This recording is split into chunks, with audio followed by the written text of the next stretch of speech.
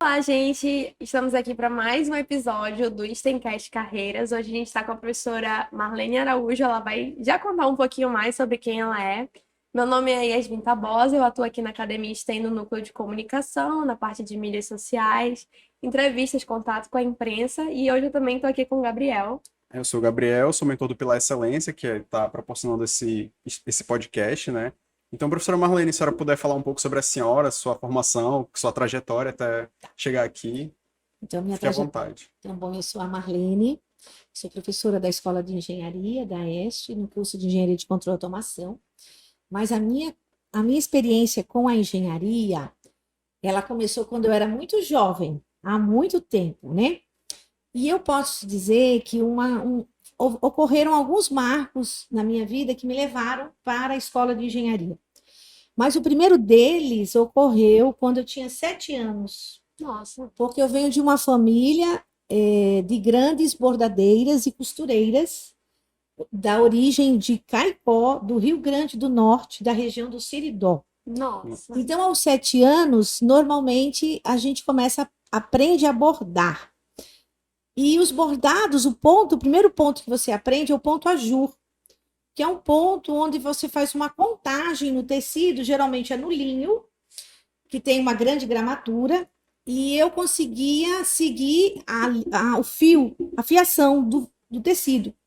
E dessa forma, eu aprendi de uma forma empírica as retas paralelas e as perpendiculares. Nossa, professora. Porque eu seguia o fio em linha reta, que eu tinha que seguir a fiação, e depois eu traçava, né, e seguia pelo fio. Mal sabia eu que eu estava aprendendo as primeiras noções, né, de paralelismo e perpendicularismo, que são importantes para a simetria. Depois, a minha mãe era uma grande costureira, e naquela época os moldes ainda eram desenhados, então ela trabalhava muito com fitas métricas, e eu gostava muito de ficar próximo a ela, vendo ela desenhar aqueles moldes, medir e recortar. E unir os pontos. Então, eu unia, ela desenhava os moldes e eu fazia a ligação dos pontos com a régua. Já tinha essa facilidade com 10 anos. E depois eu recortava o molde e acompanhava ela a fazer o corte do tecido. E ela colocava o tecido numa mesa muito grande e colocava os moldes para ver se aquele tecido ia dar para aquela quantidade de peças do molde. E era um quebra-cabeça. E eu ficava olhando, e ela mudava, botava uma posição, botava outra. E muitas vezes era difícil, era pouco tecido e tinha que dar conta por causa da clientela que ela tinha. E eu observava isso e eu fui assimilando esses conceitos de geometria. E só um ponto, assim, que é muito curioso da gente ver, né? Que a gente fala tanto que a matemática, por exemplo, está presente no nosso dia a dia, mas às vezes a gente não enxerga isso. E a senhora pode fazer uma comparação da época da sua infância. Sim. A senhora tem memórias que a senhora assimila com os Sim. conteúdos que a senhora, por exemplo, dá aula hoje. Sim. Incrível isso, pode continuar. Aí, quando eu tinha 12 anos, eu morava em São Caetano do Sul, porque meus pais eram do interior do Rio Grande do Norte, mas foram para São Paulo. E aos 12 anos eu morava numa fábrica em São Caetano do Sul, muito próxima onde eu morava, de uma fábrica que era General Motors, na época, em São Caetano. E no Dia das Crianças, ela promovia um evento para todas as crianças do bairro. Não tinha, era um convite aberto. E eu participava dessas festas e eu via que era muito legal, tinha muitas brincadeiras. Isso eu estou falando há 50 anos atrás. Já era uma fábrica que tinha preocupação com a questão social, com a comunidade e com o público infantil. E aí eu olhava aquilo tudo e dizia, nossa, eu quero trabalhar nessa fábrica. Eu quero trabalhar nessa fábrica. Olha como é legal trabalhar aqui. Olha, ela faz a festa para as crianças, eu quero trabalhar aqui. E eu tinha um primo, um pouco distante, que ele era desenhista dessa fábrica, fazia desenho técnico. E aí eu disse, então é isso que eu quero ser. Eu quero ser desenhista, eu quero trabalhar com desenho técnico. Eu quero trabalhar com desenho técnico mecânico. Aí a senhora já tinha nessa época essa noção do que se tratava, o desenho técnico, era uma Não. coisa assim muito... É só o que eu ouvi ele falar. E aí, com 13 anos, eu decidi isso. Uau! Foi interessante, né? Aí nós nos mudamos de São Paulo para o Rio Grande do Norte, para Natal, onde eu terminei o meu primeiro grau e tive a oportunidade de fazer o processo seletivo da Escola Técnica Federal do Rio Grande do Norte. Uhum. E eu ingressei na Escola Técnica Federal, mas não tinha escolha de curso. Ingressei no primeiro ano e fazia opção no final. Mas quando eu entrei, eu disse, não, eu já sei o que eu quero. Aí, nessa época, a escola, ela promovia, na época que a gente fazia opção, a gente seguia muitas palestras dos outros cursos. E aí eu fui ver a palestra do curso de mecânica, do técnico de mecânica, e a escola técnica na época, isso nós estamos falando em 1978, bastante tempo, ela tinha um laboratório de desenho com pranchetas e tecnígrafos. Muito bonito o laboratório. E os desenhos mecânicos dos alunos que eles colocavam nos painéis. E aquilo me chamou muita atenção, eu disse, então é isso que eu quero. Então é o curso de mecânica. Na época, as meninas, eram poucas meninas na escola técnica, porque a escola técnica, ela era o segundo ano que ela tinha se tornado mista. Ela era uma escola só masculina. Então, tinham poucas meninas ingressando. E a maioria foi para o curso de edificações, para trabalhar com desenhos de edificações. Mas eu disse, não, mas eu quero desenho mecânico, eu não quero desenho de casas, eu quero desenho de peças, eu quero desenho mecânico, é isso que eu quero. Então, eu ingressei, o público era todo masculino, só tinha área de menino. Isso me intimidou de alguma forma na época, ou a senhora se sentiu assim mais motivada? Não, naquela época, como é que eu posso lhe explicar? Naquela época, a interação entre os alunos era muito pequena. Cada aluno ficava no seu espaço estudando. Nós não tínhamos, eu não posso dizer que eu não pude observar que a gente tinha muita interação. Então, eles tinham mais interação com eles e eu só ficava sozinha mesmo. Uhum. Então, eu fui aprendendo a estudar mais sozinha. Eu não tinha muita interação com os meninos, né? Porque não era o padrão da época você interagir muito. Uhum. Era um pouco diferente dos momentos dos dias de hoje, né? E depois do curso técnico de mecânica, assim que eu terminei, eu fui estagiar numa fábrica, a Fiação Borborema, que ficava no bairro de Potilândia, próximo da minha casa. Eu morava no bairro de Candelária, quer dizer, próximo mais ou menos, dava uns 2 a 3 quilômetros. Uhum. E eu fui trabalhar como desenhista. Eu consegui um estágio de desenho mecânico e fui trabalhar como desenhista. Nessa empresa, eu passei 5 anos, eu também ingressei na Universidade Federal do Rio Grande do Norte. Eu fui muito privilegiada porque a fábrica ficava num bairro vizinho à universidade, como até hoje. E eu morava num bairro vizinho à fábrica, à universidade. Então, mas eu andava muito a pé. Por dia, eu andava mais ou menos uns 10 quilômetros. Nossa! Mas não era de uma vez. Eu andava da minha casa para a universidade, uns 2 quilômetros, e da universidade para a fábrica, mais 2, e da fábrica para casa. Então, eu ficava nesse percurso. Isso foi em 1980, né? Nós estamos falando de 43 anos atrás. Não tinha acesso, era um bairro novo, o bairro que eu morava. Não tinha acesso de ônibus. Se eu fosse, eu teria que pegar 2 ônibus, então ia demorar muito. Eu preferia andar. Eu sempre gostei de andar. Então, mal sabia eu que eu estava fazendo uma prática, né, de atividade física. Só que eu era estudante da escola de engenharia e os livros não existia PDF. A gente carregava os livros. Nossa. E um livro de mecânica, de cálculo, de ciências materiais são livros grossos, robustos, né? E eu carregava esses livros. Eu olho para trás, mas era tudo diferente. Era um período assim que a gente, por não ter as redes sociais que nós temos hoje, nada contra as redes sociais, não é isso, mas a gente não tinha tantos atrativos. Então, a gente tinha o nosso foco de concentração para a universidade era maior.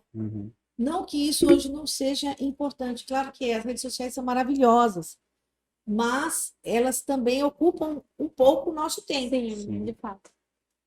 né? Ocupam um pouco o tempo. Mas é maravilhoso. As redes hoje, nossa, como seria bom se tivesse as redes naquela época. E eu me lembro que a gente pagou disciplina de linguagem de programação, que era em Fortran. E a gente trabalhava com cartões para fazer o nosso programa. E era um bloco assim de cartões para rodar no computador da universidade. E é assim que vocês estudavam programação. Sim, em 1980. Nossa. E a gente trabalhava com. E a gente tinha aquele bloco de fazia o nosso código, a nossa programação, perfurava os cartões. E se por acaso a gente deixasse cair um cartão da sequência, ia ser bem difícil colocar de novo. E às vezes o programa não funcionava e a gente dependia do computador central da universidade, que rodava muitas outras atividades. E então era a gente, mas quando eu olho para trás, né, eu vejo que era tudo muito assim divertido. Professora, eu estava achando curioso que a senhora mencionou, assim, como era desenho, né, que a senhora mencionou. E eu sou estudante de design, antigamente o curso de design era chamado de desenho industrial, né? Sim. E aí eu estava achando bem similar, assim, o que a senhora falou do seu curso, até a senhora começar a falar da parte da programação, aí eu E, percebi a diferença. e então a gente trabalhava com compassos. Eu tinha um compasso Ken, um estojo de compasso Ken com bailarina suíço. Tinha jogo de caneta nanquim. Nossa, sim. Tinha um tecnígrafo da Colvin, que era uma marca muito boa da época, par de esquadros. E a gente trabalhava com papel vegetal, desenhava primeiro no papel em branco e depois cobria no papel vegetal.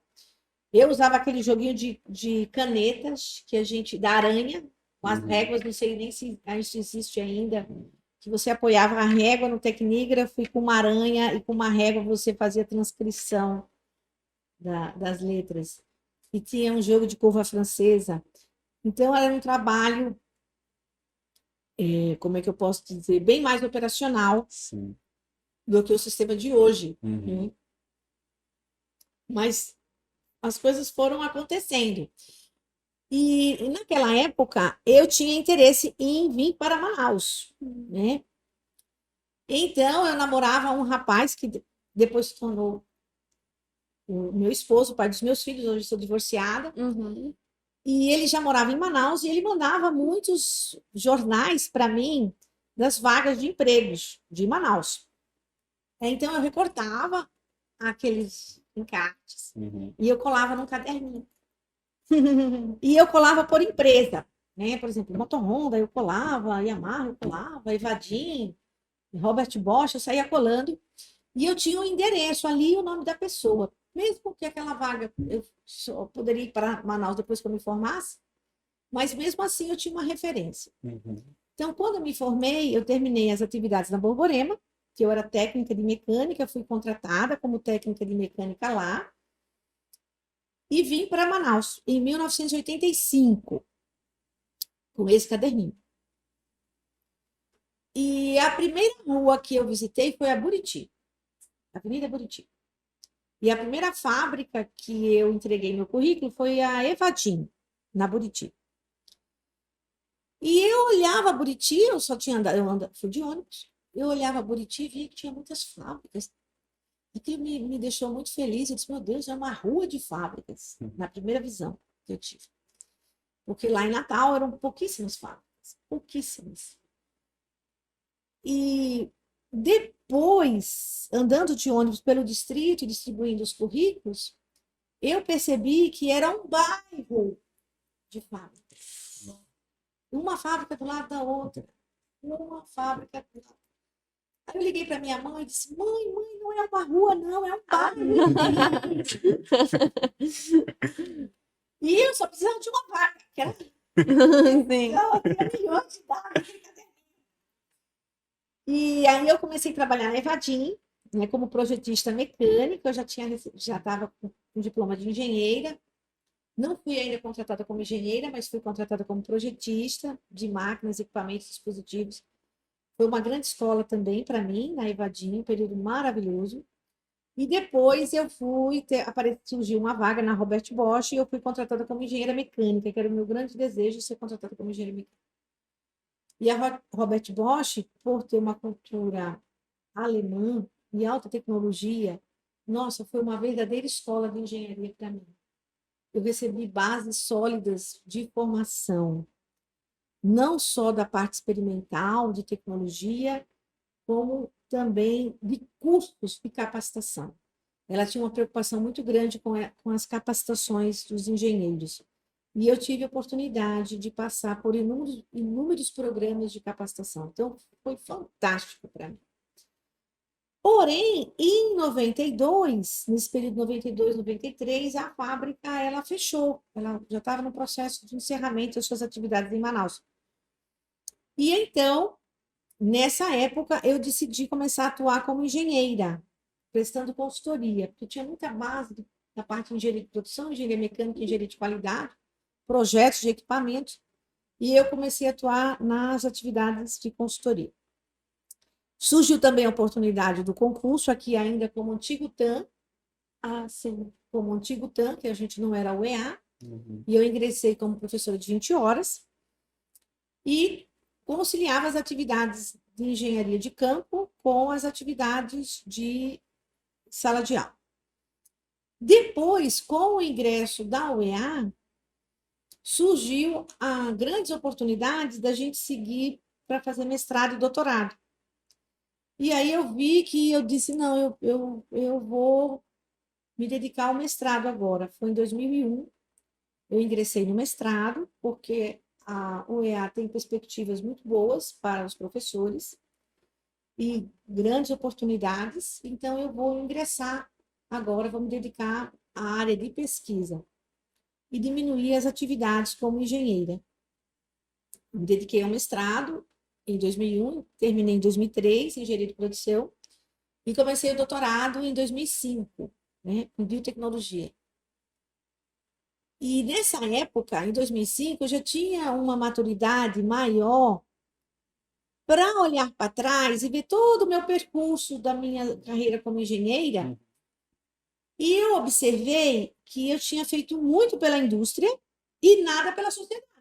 Hum. Só apenas as atividades de sala de aula, mas nada, nenhum produto. Eu disse, não, eu já trabalhei tanto para a indústria e eu fiz tão pouco para a sociedade. E aí surgiu a ideia, juntamente com o professor Valim, que é um professor cubano visitante, que estava aqui conosco, para que a gente começasse um projeto junto com um aluno também nosso, que hoje é engenheiro mecânico, Paulo, e o professor Schrader, que foi a primeira equipe inicial, para que a gente desenvolvesse os projetos de prótese de pé e tornozelo, de madeira. Naquela época, a gente não tinha a ideia de trabalhar ainda com a madeira laminada. A gente queria trabalhar com madeira, mas não sabia exatamente qual seria o melhor processo para esse produto. E então eu ingresso no doutorado em biotecnologia com essa proposta. Na época, era uma proposta que a gente não tinha muito poucos dados, e era um desafio muito grande. Mas eu fui aceita no programa de doutorado em biotecnologia e nós começamos esse trabalho, que hoje foi um trabalho assim que eu vejo como, de tudo que eu já fiz, né, o trabalho mais bonito da minha carreira até hoje. Foram as biopróteses de pé e tornozelo de madeira laminada. Uau, professora. E assim, hoje a gente acompanha outros trabalhos da professora Marlene, Isso. porque ela atua como professora aqui também na Academia STEM. E nesses 2 anos que eu estou aqui, mais ou menos, eu tenho visto os seus trabalhos, né, desde o início, e eu vejo o quanto a senhora se preocupa com essa questão de relacionar o seu trabalho da engenharia Isso. e o benefício social, Exatamente. né? É uma preocupação constante. Por quê? Porque é muito importante para o aluno do primeiro período, a gente trabalha muito com os alunos dos primeiros períodos, primeiro e segundo ano, que eles deslumbrem a engenharia como uma grande contribuição para a sociedade. Como engenheira, sendo mecânica, elétrica, de produção, computação, civil, naval, independente da área de engenharia química, como eu posso melhorar a qualidade de vida da sociedade? Tem alguma coisa que eu posso fazer? Então, dar um enfoque na engenharia social. E como eles estão ingressando, né, é uma oportunidade que eu tenho com eles, porque depois do terceiro, quarto, quinto ano, eles vão trabalhar em outros projetos. Normalmente eles saem da Academia STEM ou continuam na Academia STEM, mas em outros grupos, em outros pilares. E aí a gente não tem tanto contato direto como tem com os calouros, os primeiros Sim. períodos. E eles ficam com essa vivência de ver a engenharia social, o lado social dela, que é belíssimo.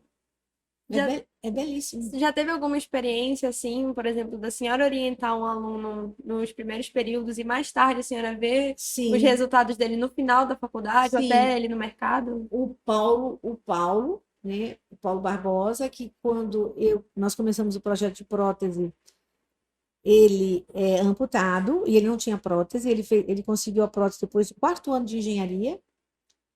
O próprio aluno O próprio utilizava. aluno, bolsista nosso do projeto. E ele hoje atuou como engenheiro muito tempo em empresas do Polo Industrial de Manaus. Hoje ele tem a segunda melhor prótese do mundo. Nossa, professor. Sim, fruto do trabalho dele. Não foi fruto do trabalho dele.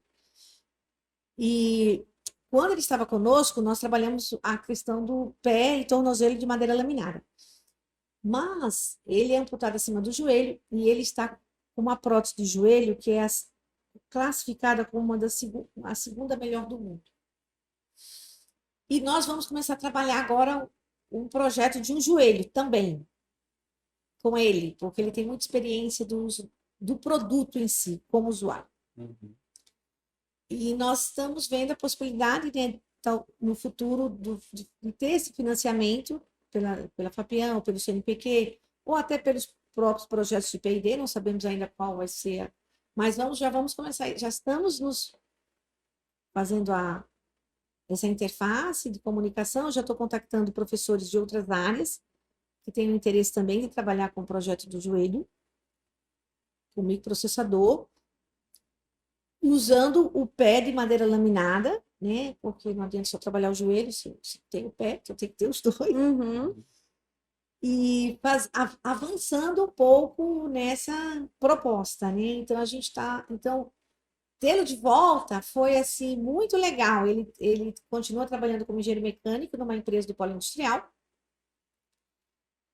mas está interagindo comigo na pesquisa. Uau, muito legal essa experiência, professor. E nesse período eu me casei, tenho 3 filhos, me divorciei, e graças a Deus meus filhos já estão super bem, né? E tenho 2 netas e um neto. Então hoje eu posso dizer aqui, né? Abrir um parênteses, eu posso abrir um parênteses? Claro, Sim. pode sim. Eu posso abrir um parênteses? Então vou abrir. Quando eu comecei o doutorado, eu tinha um HD, naquela época a gente usava HD. E o nome do HD era Mimi, porque eu falava muito isso para os meus filhos dormirem para eu poder estudar. Vamos Mimi, Mimi. Eu disse, que nome eu vou botar esse HD? Eu vou botar Mimi. Muito bem. Aí quando eu soube que eu era avó, eu disse, já sei. Quando você nasce, você não escolhe seu nome. Quando você casa, você também não escolhe o sobrenome, porque você se apaixona pela pessoa e depois é que você... É o sobrenome dela, no caso das mulheres, não sei, se quiser trocar o nome.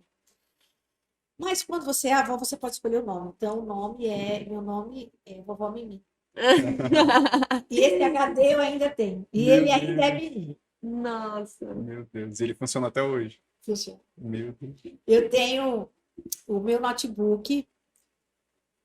Posso falar, Marco? Do notebook? Acho melhor não. Não sei. Melhor deixar em off. Tá bom. Eu tenho um notebook que está de 2005, da defesa do meu doutorado, e ele está funcionando. Uma relíquia depois. Não, desde 2005. Meu Deus. Vocês depois quiserem, vocês da computação, quiserem depois fazer uma feira de nostalgia de equipamentos de informática. Eu tenho um notebook em 2005. A senhora acabou de falar do seu projeto da prótese, né? Eu tô aqui na academia tem uns 6 meses e eu já ouvi falar bastante dos seus projetos, né? Inclusive esse da prótese, mas também ouvi falar bastante de outro projeto, que é o Robonal. Então, Sim, a senhora pode falar um pouco sobre ele também? posso. Não, como o Nau chegou para nós? É o netinho caçula. O Netinho Caçula.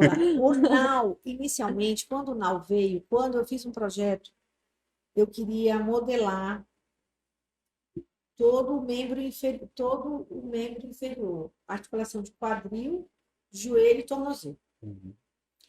E aí eu vi o Nau, eu disse, olha, o Nau é perfeito. Tem 25 graus de liberdade, 18 membros inferiores. Eu acredito que esse robô pode nos ajudar com a modelagem da prótese para membros inferiores, né? Só que eu não conheci, eu fui me aprofundando nele inicialmente, gostei dele, assim, é esse robô. Mas depois eu vi que ele atuava também muito com o processo de ensino-aprendizagem na educação especial. E nós, como núcleo de tecnologia assistiva, nós tínhamos que ter no mínimo 2 áreas de atuação, não podia ter só uma que era a prótese, eu tinha que ter outra área de atuação. Eu disse, então, perfeito. Vamos escrever um projeto, coloca o NAU, faz a cotação do NAU no projeto, foi o projeto inicialmente pela FAPEAN, o primeiro NAU foi pela FAPEAN, o segundo NAU já foi pelo CNPq, projeto de fundos de fomento, Uhum. e ele veio para trabalhar a modelagem de membros inferiores, eu conhecer um pouco mais esse processo, um controle de automação em relação a isso, e vimos que a maior atuação dele era a interação na educação especial. Uhum. Então, ele vem com 2 opções de estudo.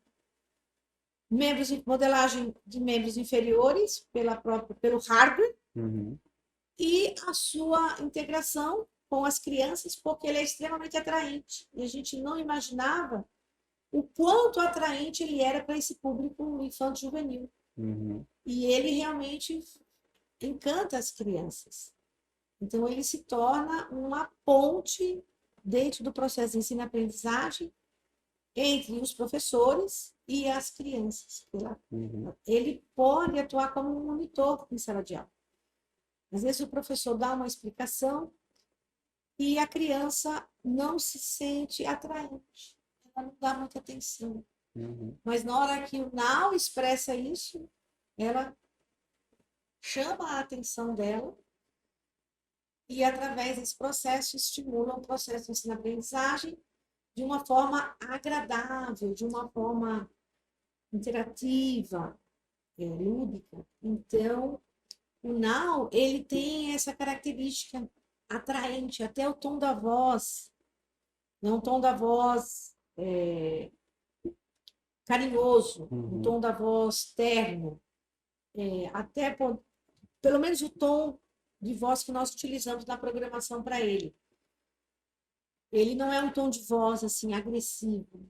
Então, até a entonação dele é agradável, a sonoridade dele é agradável para esse público. Na verdade, eu acho que para todos os públicos, né? Quando ele fala, ele tem a questão da sonoridade também, além da aparência, do design dele. Então o Nau começou meio que como uma ferramenta para o seu outro projeto e acabou descobrindo outra utilidade para ele, né? Tipo... Quando ele veio mais para a modelagem das articulações do que propriamente para o público infantil.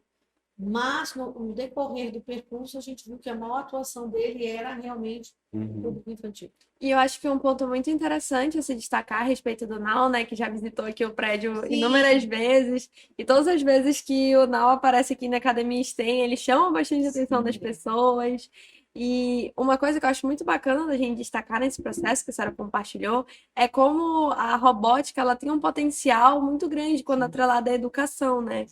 E uma coisa que a gente discute bastante dentro da universidade é que sempre essa questão dos robôs sempre é cercada de um discurso dizendo assim, nossa, porque eles vão substituir as pessoas, sendo que, na verdade, quando a gente está falando do Nau, por exemplo, ele não executaria esse trabalho se não fosse o auxílio dos alunos, dos programadores e dos próprios professores. Então, a robótica está sempre aliada a esses profissionais, de modo a complementar e não a substituir, né, professora?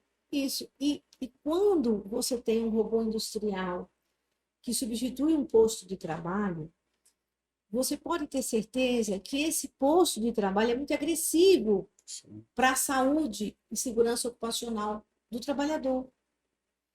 Porque muitas vezes são movimentos repetitivos, podem causar alertas repetitivos, ou manuseio de produtos tóxicos, né, que podem causar alguma doença profissional no futuro, ou gases, ou ambientes extremamente quentes.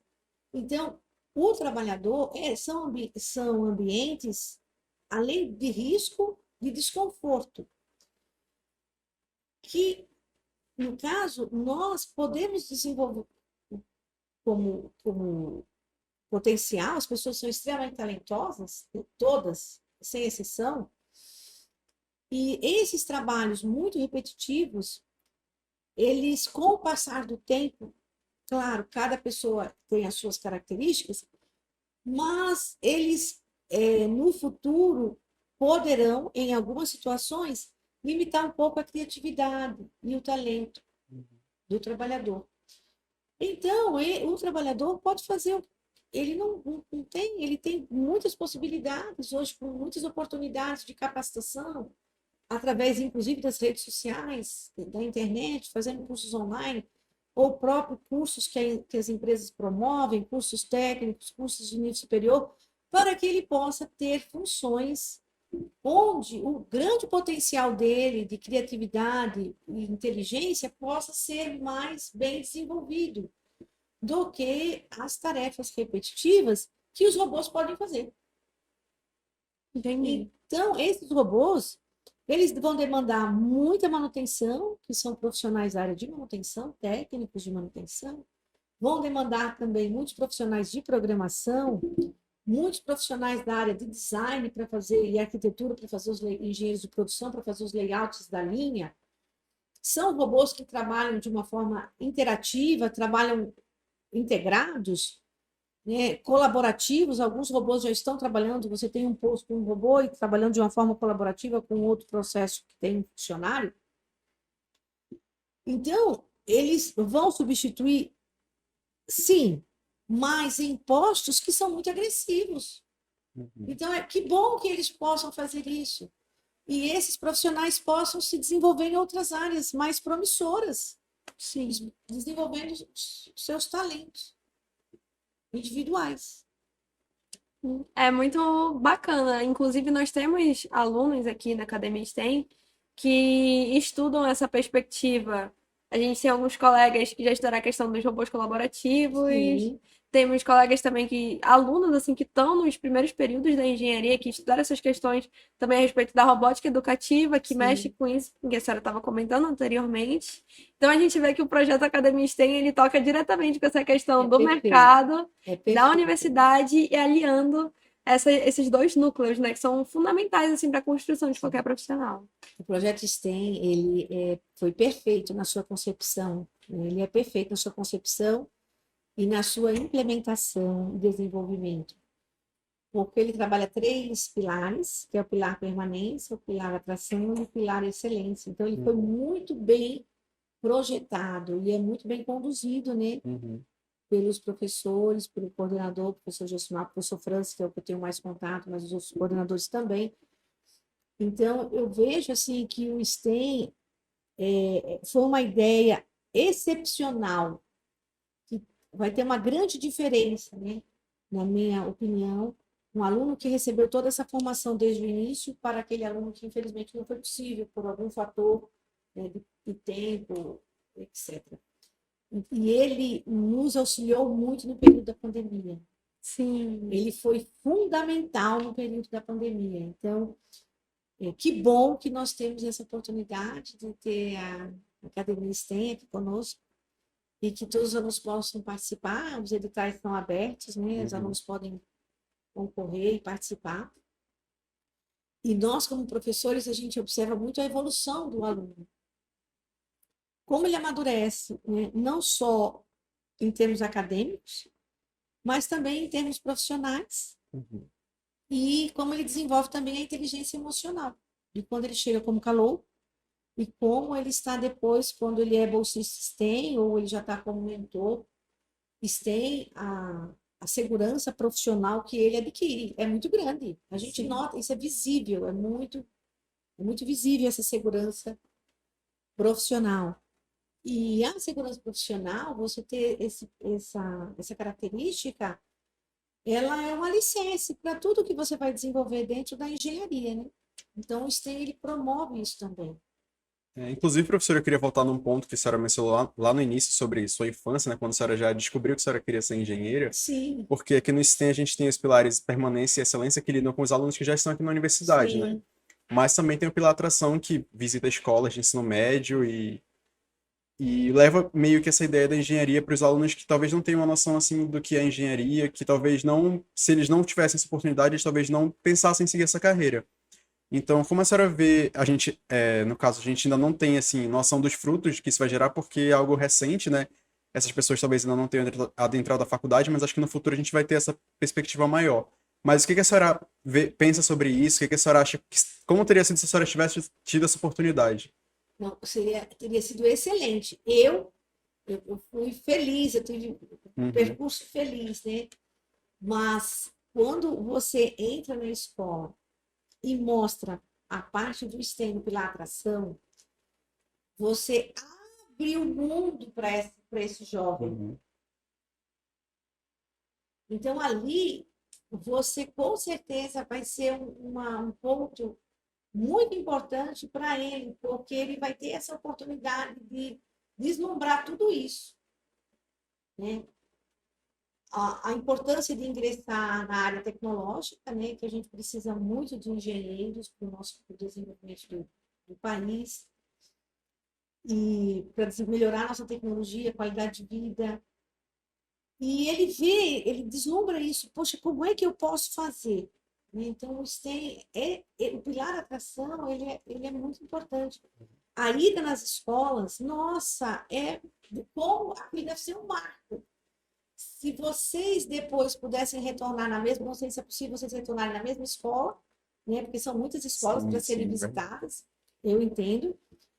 Mas você retornar depois naquela mesma escola que você visitou 6 meses depois ou um ano depois, você pode ter certeza que aquele jovem não esqueceu. Sim. Sim, Então, as redes sociais, elas são muito importantes porque o alcance da rede é muito grande. Até, principalmente para um aluno, de repente, do interior, né? Que você talvez tenha menos Sim. acesso a ele, né? Mas as redes não. Então, esse trabalho que vocês fazem aqui é perfeito. Porque vocês conseguem popularizar a ciência, popularizar a tecnologia, popularizar. É tipo o trabalho do Júlio Verne, né? Eu não contei para vocês, mas eu também li muito Júlio Verne, tive a oportunidade de ler Júlio Verne.